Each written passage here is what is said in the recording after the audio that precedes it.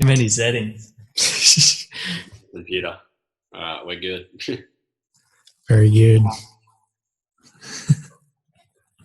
All right, we on? Yes. Oh, we're recording. Hello. Hola. G'day, Bretto. Hey, mate. Sammy. How you doing? Good. What's going on? Whole lot. Just overcome a few technical difficulties. 1 hour of technical difficulties. There was no overcoming. 1 star. Oh, well. What can you do? What's been going on? What's this little project you guys are working on? I'll let you start, Sam. So, Bretto and I have been trying to work on a little clip together for, I'd probably say, the best part of maybe 18 months now. 18 months. Yeah. It hasn't been through lack of trying. Actually, it has been through lack of trying a little bit. But yeah, just trying to align our schedules and make something happen when we're both in the same place at the same time. Yep. So how did it come about? Bretto approached me about doing a little clip kind of telling his story with, I guess we're referring to it as the incident now. Is that right, Bretto? Whatever seems most creative to you, you can say. Yeah, we'll roll with the incident. But for anyone not familiar, Brett obviously was bitten by a shark nearly 4 years ago now, or over 4 years ago now. Over 4 years ago. And we're trying to best tell the story around that and kind of his recovery. Kind of how inspirational that is to a lot of people and me as well. I can't believe it's been 4 years, Bretto. Yeah, I know. It's been I don't know. It feels like it's been a really quick 4 years. I think a lot's happened in that time, so that's part of the reason why it feels like it's gone so quick. Yeah. But yeah, it's pretty crazy to kind of look back at something that was 4 years ago, and kind of, I don't know. Every time I tell my story, it feels like it wasn't that long ago. Like, you can always put yourself there and tell it like it was yesterday. Especially when you're telling the actual story. But yeah, I suppose like the whole point of the video is to kind of give the insight into what it takes to come back from something like that. Such a mammoth task to come back from an injury like that. Yeah, so it's kind of, that's the idea of the clip, but the recovery, as you'd probably call it, like that's ongoing. So even though it's been 4 years, it's still happens like every day. So I think that's kind of the thing where even though we are further down the track now, it's still as relevant as what it was, a month after it happened or 6 months after it happened. So I think that's kind of the cool thing about it. And one thing I want a lot of people to take away from the video, the little clip, is that like everything that you do, like, no matter what setbacks you have, like the comeback or the recovery or whatever it is from that, that's an ongoing thing. Like for your whole life, that you're always dealing with these things, whether it's physically or mentally, but they're always a part of sort of who you are in a way. Yeah, for sure. So rehab wise, you're looking as fit as you've ever looked. And how much is that, like, this whole experience has changed your lifestyle, and like how much do you incorporate rehab into your day-to-day activity now? Yeah, it's changed my lifestyle massively. Like it's funny, like I hadn't been in a gym until like 3 months before it happened. So like when, in the lead up to when it happened, I decided I wanted to jump on a few of the QS events in Australia and see sort of where I was at. So I'd actually been training with Tommy Baker just to try and get a bit stronger and get a little bit fitter to prepare for that. But that was only for 3 months. Like I was a full greenhorn when it came to like being in the gym. And when I came out of it and in my recovery, that's when it kind of turned into, I was basically at physio every single day. I was just part of the furniture. So especially in those initial stages, like the gym was super important. And when you make something like that habit and you are doing it every day, that's when it kind of does become a really big part of your life. So, I mean, I still train, 4 to 5 days a week, whether it be specific stuff on my leg or just general fitness.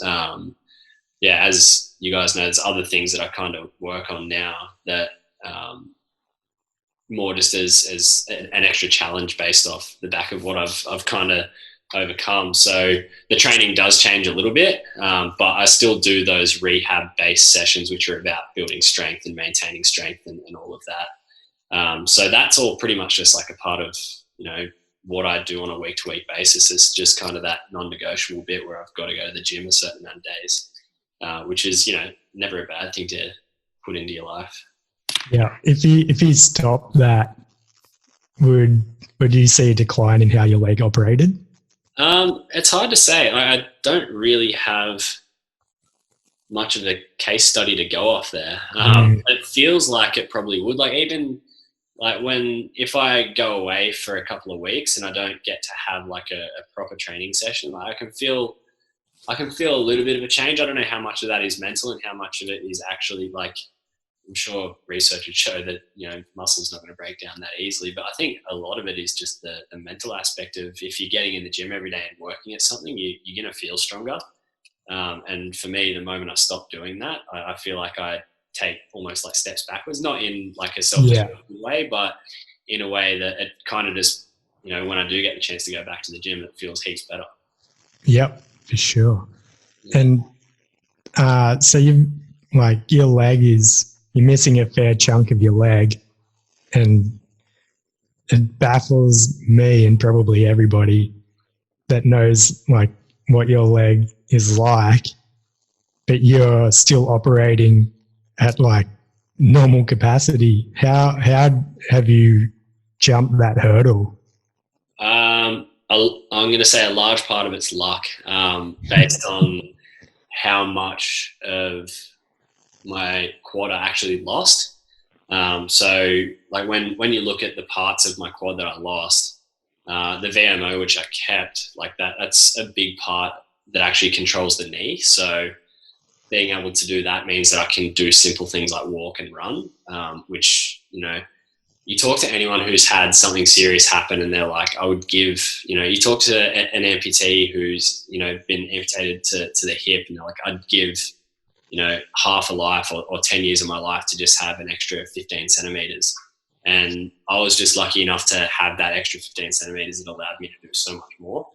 On top of that, like, it's just lucky that, you know, when they implanted my lat muscle, just to mainly cover the bone, they're like, it's a lot of the times it's just to make sure that the bone doesn't decay and the muscle's not going to do much. But that's something that I've noticed as well, has grown over time. Like it was basically just there as a gap filler, but it's actually kind of grown into like a weird little like bicep shaped muscle, which is kind of weird to look at. But yeah, as I've been lucky enough to have those muscles that can kind of work together, it's more just been about training them to, like, you know, I don't know how, I think this is how it was explained to me. I'm not sure how correct it is, but like the muscle fibers within the lat, they are completely different to your quad. So you have to retrain your muscle to do the job of the leg rather than the back. I think they're going to be a similar way, but you still have to train it to do that. I'm not sure, you know, how much that entails, but yeah, a lot of that process is just about, you know, spending time doing the little things. Yeah, for sure. So you've been in the gym watching Bretto like jump these massive step ups and pushing all kinds of weight around with his leg and running around. Like, how inspirational has that been for you? Well, I mean, my first, I guess, the thing that impressed me the most was seeing Bretto surf again. We were recently on a trip to Bali together with the DP crew, and I was kind of blown away by, the level that he was surfing at. And then when we made the call to start shooting this clip together, we kind of floated the idea of jumping in the gym, and I've seen a bunch on his Insta stories and always been pretty impressed. But then when we got to shooting some stuff, I think the thing that stood out most for me is that we kind of went from one exercise to the other, and apart from the ropes, which is bloody tiring for anyone involved, just kept powering on through, you know, each exercise. I know my trainer who helped us out, shout out Georgie for letting us use the gym. She was also really impressed. So that was pretty cool to see. Yeah, watching that little preview clip that you sent me, and Bretto's jumping up. What is that? Like a meter and a meter? I don't know. I think it's Bit over a inches. Do you meter. know, Bretto? No, I don't know how high it is. It's a blue and a green box. That's the measure. Bloody high. As they call it in the industry. I think it might have been like 36 inch and 26 inch Not sure. stacked. Yeah, but it's pretty high. Yeah, just seeing your leg operate during that jump, it's like, far out. It's unbelievable the power that you're getting out of it. Like, Yeah, I think that part baffles me as well. Like, because it's a lot of the things like I don't have to think about. Like you kind of just do them as normal, and there's certain bits where I'm weaker in, and certain bits where I don't really notice it too much. But because I don't think about it, sometimes it can catch me out. Like I can just be walking down the street and my left leg will like collapse underneath me, and I got to like catch myself. oh, really? Yeah, and it's weird like that. I think it just does that every now and then just to remind me. It's like, hey, remember how lucky you are. But like, yeah, I find I'm the same. Like when I look at that clip of the box jump, I'm like, it's pretty incredible that that's basically like when you look at that footage, it's just like the bone pretty much. Like, Yeah. it's like, yeah, it's pretty crazy. So I think the fact that I can still do that stuff means that I do enjoy being able to go to the gym and kind of work on it. Yeah. Bretto's got hops. Yeah.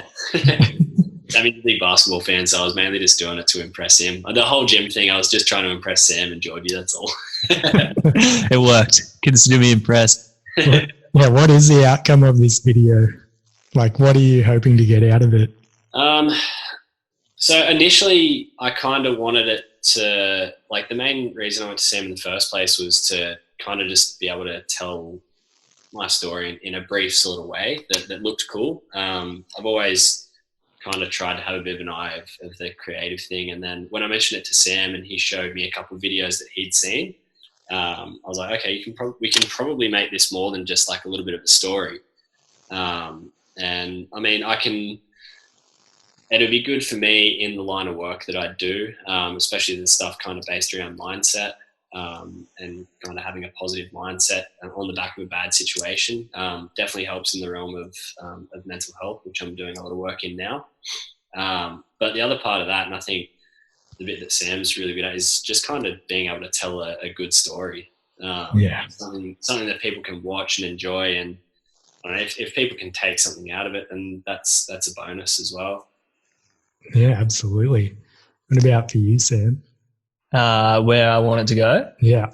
Yeah, I think initially I've always been pretty impressed and pretty inspired with Brett's story, and obviously spending more time with him recently, like feeling like I could do a good job of telling it was something that kind of rang true a little bit. And obviously I wanted to kind of work on it in the way that Brett wanted to, but as it started to come together, I kind of thought we could maybe submit this to a few festivals and get his story out there to a wider audience, because I'm pretty happy with the outcome of where it's at the moment. So if we can get it to a wider audience and have them pull something from it that means something to them, then that would be awesome. Yeah. Crazy. It's a bloody epic story. Yeah. As my old man says, Americans bloody love sharks. So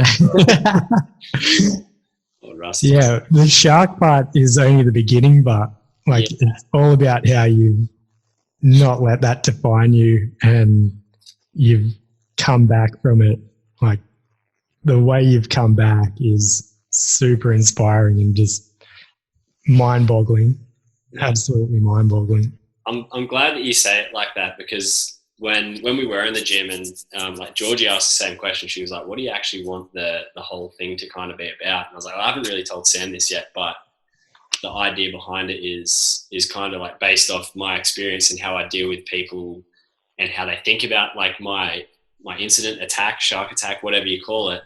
That's kind of how I think a lot of people, it'd be easy to be remembered as, the guy that got attacked by a shark. I still, I'll see people, I saw multiple people this week that'll be like, oh, you're that guy that got bitten by the shark or whatever. And like it's a strange reception. Like it's still a strange reception. Like people don't often really know how to respond. But the sort of vision I had around the clip is that like what you experience in life and those obstacles or speed bumps or whatever you want to call them, like they're what shape how you interact with the world and what you kind of what they shape what steps you have to take. But the actions that you actually take after that should be what defines who you are, and that should really be how people remember you, not as the guy that got bitten by the shark, but the guy that overcame the shark attack. And I think that's kind of the overall absolutely message. Yeah, for sure. I think it was Sam was telling me your idea for naming this video project, and it was like super left field, but like so bang on. Do you want to go into what that is? We'll start. I'll get Sam to explain it a bit because we were kind of getting stuck on titles for about a week. Yeah, I can't even remember what was the first one that I sent to you.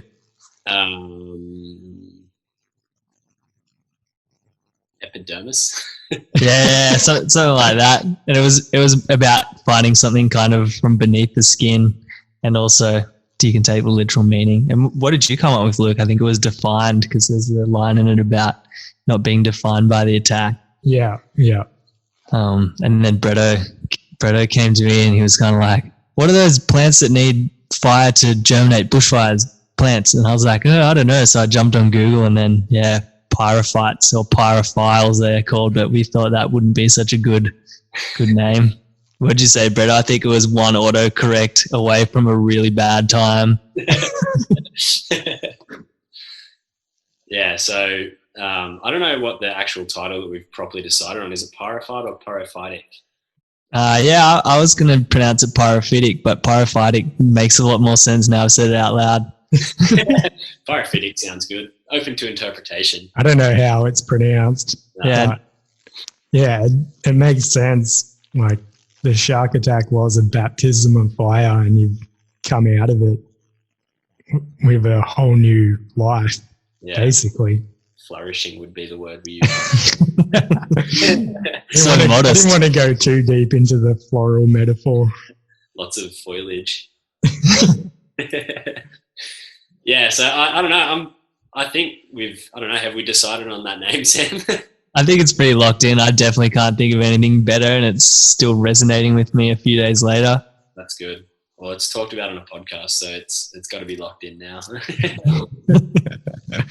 It's hard to think of a title because I don't know how much weight the actual title holds itself, but it's cool to be able to look at the whole, and that's what I reckon is the cool thing about when we look back on the entire sort of thing, is being able to like start from the idea and then go through like the filming and then all the stuff with Sam, in the gym, and like with the drone doing the paddling and all that other filming stuff. Because Sam has a knack for making average situations look really good, which is cool. And like the stuff that we did in the gym, I've showed to a few people, and they're like, I showed it to my boss, and he was like, "Man, I want him to do like a bunch of my videos." So like being able to put all that stuff together and then have a cool name, and then hopefully get you to do like a bit of artwork around sort of the title and stuff. It's kind of cool being able to bring together a bunch of your really good, talented mates to be able to create something like that. Like for me, it's more than just the video. It's being able to create something, as a group. Yeah. Sure. Ooh, feedback. I'd be stoked to come on board and do a little artwork title. That'd be sick. Yeah. Thanks for bringing us on. Figured you needed the work. Yeah. I'm a struggling artist, as always. But yeah, how far along into the filming are we with this thing? I'd say we're pretty close to finish. It all depends on how long we want it to end up. It's currently sitting at about 3 minutes, I think. But I feel like there's potential to make it even longer if we wanted to send it to a festival, so it would hold a bit of weight with an audience, so it wasn't something that you kind of view in passing. Yeah, I reckon you could go to 10, 12 minutes. Yeah, but we definitely need to spend some more time filming together. Yeah. Heaps of slow-mo Kendrick. Yeah. He was the star, I reckon, in the gym. Absolutely, yeah. I've still got to edit those clips. He's got to step it up on the gram. How much footage do you reckon you have? Currently, I think we're probably like be stretching it to hit 4.5, 5 minutes. Yeah, I think maybe we'd be able to have a cut that was kind of ready for the internet, and then maybe one that we would send out to a festival that goes into a little bit more depth. But it's just working out how we extend that in a way that isn't kind of drawing it out for the sake of making it longer. You know, it has to kind of add to the story. So, yeah, absolutely. Yeah. Well, you're a master at that, and it's looking pretty damn good. Thanks. I've been shooting 1-minute clips for the last 3 years, so I'm a bit out of touch. Is there anything else that you would want to add into it, Bretto? On top of sort of everything that I've been through, and adding that bit of extra adversity, I think it's cool having Sam working on kind of like a lot of the rehab stuff, because he's someone that's been through 2 shoulder operations in the last 2 years. Trying to put it behind me. Thanks, Brett. But that's the thing. Like your I suppose operations and that were different because they were planned and you could kind of look ahead to them, but you still had to put in the hard work. And like you were saying the same thing to me, like you weren't really used to being in a gym. And I think like you're another person that can kind of vouch for using that as like, it's not only the gym, but being able to kind of track progress after an adversity is something that's really, really cool. And I think gives you that, like, it definitely gives me the appreciation for anything else other people go through, whether it's big or small. Like, there's no difference really between, a shark attack and a shoulder reconstruction to, whatever an injury may be. Like I'd seem to hurt myself every couple of months, but the recovery is still always like the same. Like every little journey's different. And I think that's kind of the cool thing as well, having Sam and having that perspective too. Yeah, sweet. So you're not putting in the time in the gym? No. No, I definitely put the time in the gym, kind of post-op, and spent a lot of time, I guess you would say, prehabbing beforehand. So I was as strong as I could possibly be. But my shoulders were pretty ruined beforehand, and now they're in a lot better state than they were. But it's much like Brett, it's kind of an ongoing thing. You're still kind of always striving to be a little bit better than you are currently, and trying to progress, I guess, in every way that you can. It's it's like having new arms basically. Yeah, for sure. Who else has seen it? Who's got to have a little sneak preview? I don't know. I showed Dill and Dan, both my bosses, because they're both people that I kind of, I don't know, when you work for someone, you seek that bit of approval. So so they're both people that I've showed, and I think like Dan was stoked to be able to kind of, I suppose, you see the side that works with the mental health and being able to use it to help people that way. And I think Dill was just like, fuck, that's pretty inspiring. He's like the type of person that really loves the story behind things, and it's kind of cool to have two people that look at it differently and be able to, I suppose, appreciate it in different ways. But yeah, that's pretty much everyone that I've showed so far. I've shown Luke and my partner Sarah, and then randomly the videographer who was shooting Sarah's house to go on the real estate market. He was like, "What you working on?" He was like, "Oh, I got to buy me one of those cameras." So he can vouch for the footage. He thought the story was pretty cool too. So did you Yeah. get that mixed up and send one to me and then the opposite one to him? No. He was. No, I sent you the listing, I think. Yeah. But he was in the train carriage that my partner and I currently live in when photographing it when I was working on it, and he was kind of like, "Oh, what you working on? Videographer bros got to stick together." So I showed him a little.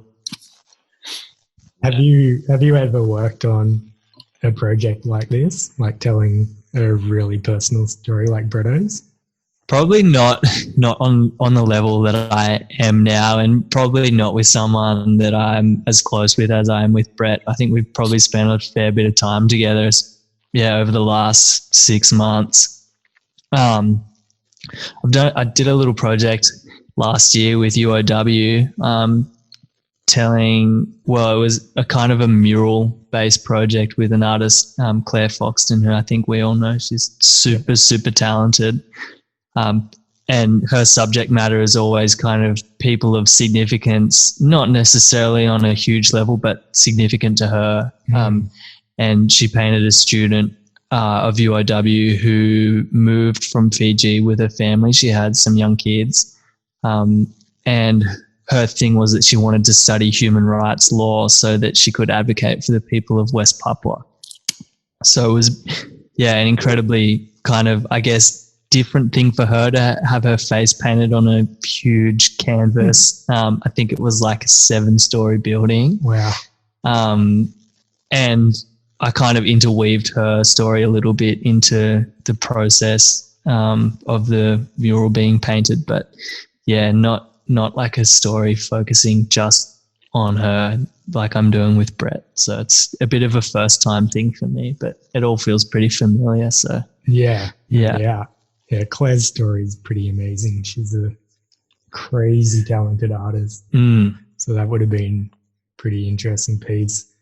But is this something that you'd want to dive into more, like documentary making or? Yeah, absolutely. I've never been super interested in like short films or working in Hollywood or something like that, which seems to be what people that study film are into. I've always been interested in number one, advertising, and number two, docos and telling stories, and having the opportunity to shoot this has kind of, I guess, not tested my skills, but kind of helped me understand that I have the skills to be able to pull a story together, and definitely inspired me to want to do some more. advertising and docos, they seem like pretty polar opposites. Yeah, I mean, I guess I always remember a quote that's like, advertising is just the truth told well. So I kind of look at it from that perspective, and Yeah, right. yeah, Yeah. Interesting. it's always stuck with me. And what about for you, Bretto, on the other side of the lens? What about Sam? Like, what's drawn you to Sam to tell this story? Well, I suppose Sam and I have been kind of working together in past just through work at DP for a couple of years now, just kind of bouncing off each other with different projects. And he's always been good to work with, like pretty laid back. I think we have fairly similar personalities when it comes to kind of approaching whatever project it might be. And everything he's done has turned out pretty awesome. So that's, pretty easy to go to that. But like I said earlier, it's good to be able to, how long have I known you for now, Sam? Probably like 5 years, I think, close to 6 maybe. Yeah, like I'd say in that time we've got to be pretty good friends, whether it just be through like surfing or whatever. But we've actually got like a bunch of pretty like-minded interests, such as like retro basketball cards that yell over. But it's cool just to be able to do stuff like this with your mates. Like I think you can probably attest to this as an artist and from the artist sense, but working with your mates and being able to put, say, an exhibition together with people that you're, for A, a fan of their work, and B, like you can sit back at the end of the day and high five and say, how sick was that? Like as mates, we'll be able to do that. That adds that extra sort of element that you can look back at the clip at the end and and just be like, yeah, that's exactly what I wanted it to be in the clip sense. But, you know, I did it with one of my mates, and like you both got to get together and do it. I think there's something in that. Yeah, for sure. It's kind of like forming a band, I guess. Yeah, a little. Jamming off each other. Yeah, I think there's like a level of familiarity that you wouldn't have if, say, I didn't know Brett and I kind of came in to film him and tell his story. I don't feel confident that I'd be able to do it as well. I think knowing one another and kind of knowing his approach to his rehab and his surfing, and I guess also just knowing him really well as a person helps me, because I have that understanding to tell his story in a way that I know him. Yeah, for sure. For sure. What was that? For some reason, the NBN runs off a battery, so the battery's low. Right. Thought your dinner was ready. Nah, I'm going to eat a burger after this. I'm pretty pumped. Yeah, I think we might do the same. Yeah. Yeah, so out of this whole process that you've gone through, Bretto, you've come down this path of like the mental health aspect. Like that's your new profession, basically. Do you think that would have happened if this incident didn't happen? No way. It's one like thing that I've really learned as a result of a bad situation, and as someone who's been through that. For me, luck was a big part of it, but at the end of the day, I was given more than what was taken away. And not only just in the fact that, you know, I'm still alive and I still get to do the things I love, but it's given me a new purpose in which I can kind of use my story, which is a unique one, and use it to try and help other people. Not so much in the way that, you know, it doesn't always have to be the inspirational story of, you know, an obscure thing that's happened to someone and then bouncing back from that. But there were so many things, especially when I was getting sort of educated in the mental health space, so many things that I went through my recovery with that were actually so positive and made me realize that I wouldn't have been able to get anywhere with my physical recovery if I didn't have my mental state right. And that kind of comes back to having really good sort of supports, like that support network I had as I was, you know, in hospital in those early days of recovery, and then right through my recovery was awesome and something I'm forever grateful for. And then just kind of adapting, you know, what I may have had taken away from me, which was surfing at the time, and putting that into different things that I could use to, you know, make me feel good, and different things that would make me, you know, give me a reason to get up in the morning. And like, they weren't all huge things. They weren't big lifestyle changes to me. Like the first thing I did that had a positive effect on me was going outside in the sun. And that is a research-backed coping strategy that people can use to help with their mental health. And when I look back on that day when I went outside for the first time, like, that was a really pivotal day for me. And it was just something where I was like, oh, I just need to go outside because I think it'll make me feel a bit better.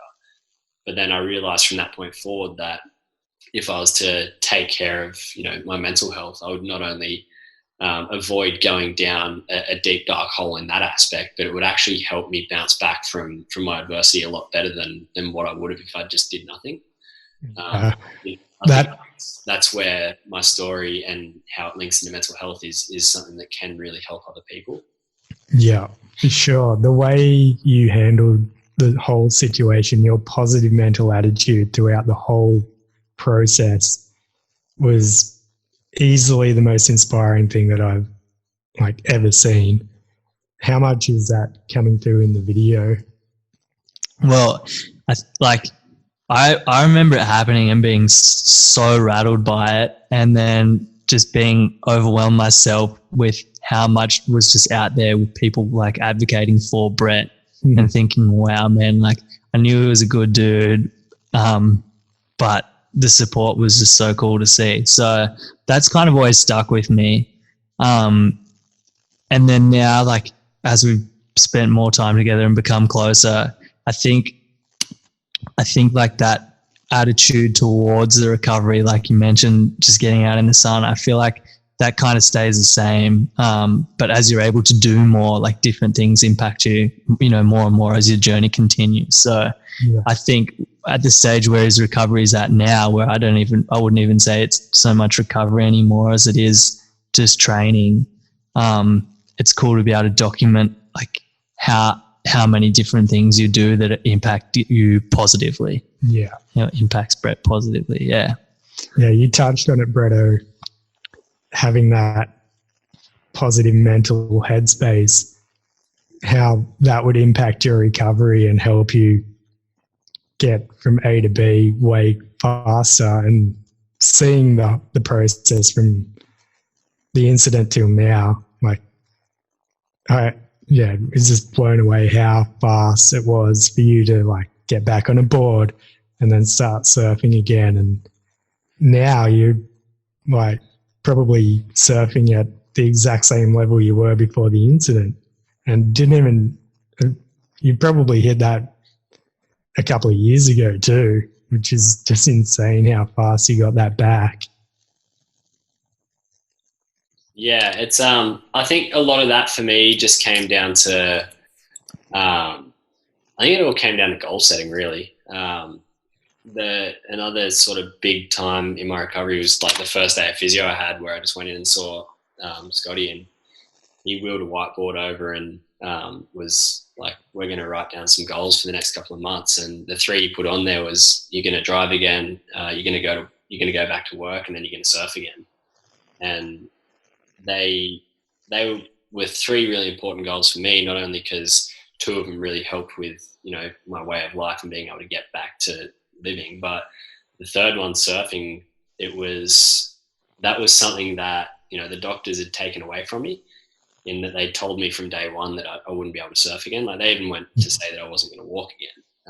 And when you go through that experience of being told that the thing that you love, that you've done since you're 11 years old, is now no longer an option, and then somebody tells you that you can do it, and then you spend the next couple of months just working purely on that, being able to reach that goal, I think, especially when it came to surfing, that's why I jumped into it so quick and like at the first available opportunity, is because when you're working at that stuff every single day, and like, you have good days and bad days, but you want to start knocking over those goals. And that's something I've kind of carried into, what I do now, is I always kind of try and have something that I'm working on, whether it be, work related goals or just, daily goals. Could be stuff like doing the 100K walk, having those things that I can work on. The reasons, again, why, like, when I wake up in the morning, and like, there's those little things that just kind of like spark in my brain. Like, I can be waking up half asleep, and I'll be like, oh, I've got the 100K walk, I'm going to get up and go for a run, or whatever it might be. Like, it's those things for me that, having those goals in the back of your mind really do kind of push you along. And I think that's part of the rate of recovery, is once you get through a goal, it's like, okay, what next? And you keep setting those for yourself. And I think that's something, like, everybody knows goal setting. But I think it's the way in which you set goals for yourself. And they don't always have to be, these big ones, like those 3 that Scott put up on the board for me. That was 5 months of work to get all those 3 ticked off. But, I set myself goals daily, whether it just be, setting a schedule for your day and just ticking things off as you go. But everything's important. Like, the feeling of moving forward is a powerful thing. So you're writing these things down, and like, what's your secret to getting these things done? Writing them down is pretty important. I like telling people about them. I think to hold yourself accountable. Pretty much, yeah. I think that's another big part, and that's, again, like, having Scott know what my goals were was another thing. Like, if I didn't go to physio, if I missed like a session, then I'd have to go in there and look at him, and it'd just be like, you look at the list of goals, and he's just like, it's not like an overt guilt thing, but for me, it's more just like, yeah, I don't want to miss, moving forward for the sake of, for me, it was more just to kind of pay back Scott for being willing to help me through my rehab. And on top of that was like, I wanted to make sure my rehab was about the people that kind of reached out for me. So like, that support network and that support I got in the early stages of hospital that's kind of what my recovery was for. It was for me so I could have a better life, but it was to kind of show people that the little amounts of support that you can give, whether it's, just sending me a message, or if it's, donating money to a benefit so I can spend time in the gym and work on that. That was kind of my reason for getting better. And I think that's where that, I don't think guilt's the right word for it, but it's that accountability again. I wanted to make sure that I was held accountable for everybody that had actually, reached out and shown me support. I think you have absolutely zero reason to feel any kind of guilt, and what you gave back to everybody that advocated for you along your journey. Like, your story is so inspirational, and there wouldn't be a single person that helped you out along the way that isn't just completely awe-inspired by what you've been able to pull off. And hopefully this little video is going to just be that little cherry on top that shows exactly what you've been up to. And I hope so. Hey, I have one question. With the doctors telling you that you'd never be able to surf again, was that like the ultimate motivation? It is kind of, but that kind of manifests itself in a weird way, because it's something that it's hard to hear, but you kind of have to accept stuff like that if you want to move on, in a way. Like, I think if I was never able to surf again, I would be okay with it in a weird way, because I think I accepted that at an early stage. Like, I was grateful enough just to be alive that the other things didn't really matter as much. And even though surfing is a huge part of my life, I still think that, like, even it's more that process that you go through of, having it taken away from you, saying that you're not going to do it again. And then you have to come to terms with that to move forward. But then again, once you get that little bit of sniff of, maybe you will be able to do it again, that's what makes the hard work easy in a way. When you get that perspective. Yeah, I remember my surgeon telling me that I would never be able to throw again. And obviously not nearly on the same level, because throwing's not nearly as important to me as surfing is to you. I remember just picking up my t-shirts and stuff and trying to throw them into the washing basket as my rehab progressed. And then I was like, oh yeah, it's getting a little better. I was out of the sling way before I was supposed to be out of the sling. And then I was doing rehab in the gym with Georgie and being a smart ass to my physio, Casey, just being no, when you'll be able to throw again. And they were both all right, kind of put your money where your mouth is, sort of thing.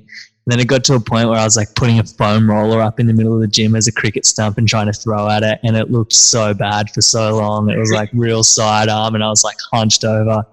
And then at about the 12-week mark post-op, got to the point where I could throw and just ping it down, and it was the most satisfying thing ever. So I took it to my surgeon and was like, here, look at this. That's so good.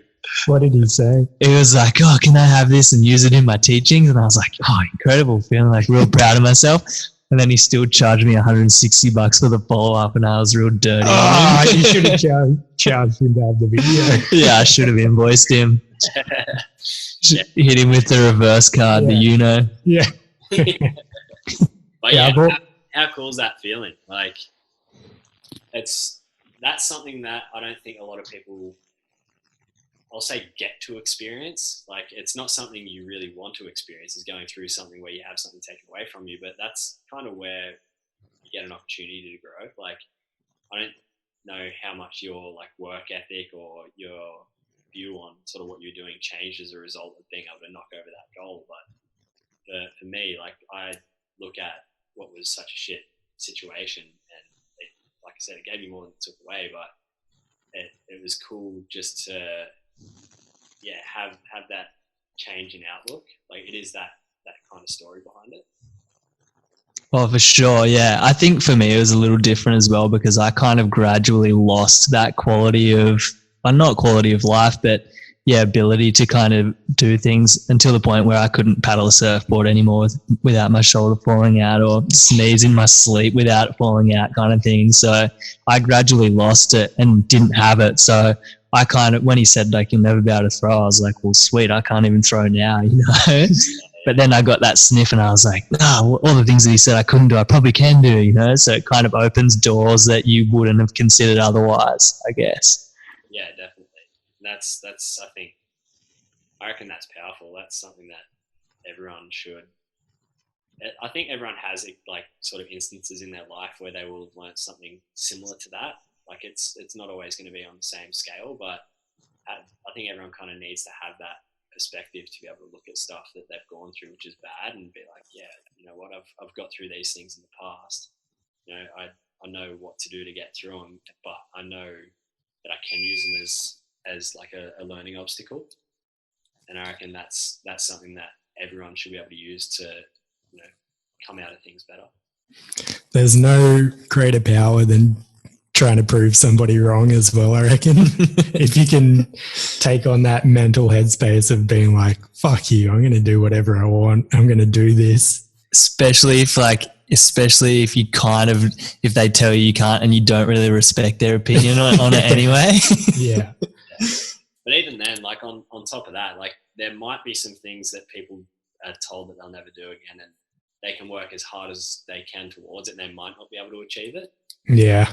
I think it's important to kind of acknowledge that as well, but that still comes back to the same, so I suppose, like vein of thought, is that if you go out there and you do everything that you think you can do to try and get to that point, and I think that's all that matters. Yeah, absolutely. Yeah, the journey is just as important as the destination, if we want to speak in cliches. Well, it's a cliche, but the cliches are there for a reason, I think. Yeah, absolutely. I can't really speak because I feel like a shoulder reconstruction is not the same as a shark attack, but well, it's not, but don't they say everything's all relative, like no matter what anyone's going through. But yeah, I think cliches become more relevant when you're kind of on a journey like that and you're like, oh, it all makes sense now. For sure. Yeah, that's it. And I think, yeah, cliches come from experience, really. Like nobody's just out there making up cliches.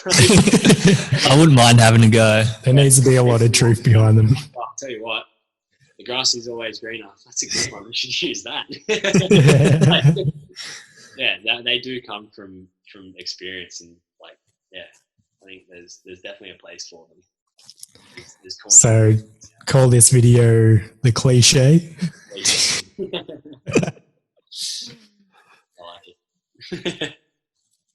Nah, I'm not buying it. Let's go with Phyto. What was it? Phyto. Definitely not pyrophile. Pyrophytic. We need some clarification on that. Yeah, if anyone's a botanist. Crando might be able to help us out. Yeah, actually, I'll send him a message. Sweet. Well, yeah, that's going to be so sick. I can't wait to see the full thing, and we'll post up a preview with this pod and keep your eyes peeled, and we'll definitely be plastering the vid everywhere once it comes out. When are you thinking of dropping it? Oh geez, that's motivation enough to get it done. I've just been chipping away at it kind of each morning before work and each night afterwards. I'd like to get it done as soon as we can. I think as soon as we've got the footage, I'll have it ready. I'm pretty motivated to edit what I've shot straight away, especially when I'm pretty excited about it. So, Brett, are you going to come up here and get a bit more footy to seal it off? If we need to, and I've got a weekend to do so, yeah, for sure. Well, there's a bit of surf around, so yeah, might have to. Sounds good. Can't be. All right, boys. Been awesome chatting, and thanks for getting us involved in this project. Let's lock it down. Yeah, thanks for jumping on board. Definitely. And Sam, is this the first podcast you've been on? It is, yeah. I was struggling at first. I feel a little better now. Good. Welcome. Thank you. Don't worry. I struggle through all of them. So All right. All right, Sweet. Good to see you and speak to you, Bretto. definitely. And you too, Sammy. Thank you. Yeah, thanks Let's for go having get me. burgers. Yes, that would be great. Righty. My name is Brett Connellan, and I was attacked by a shark.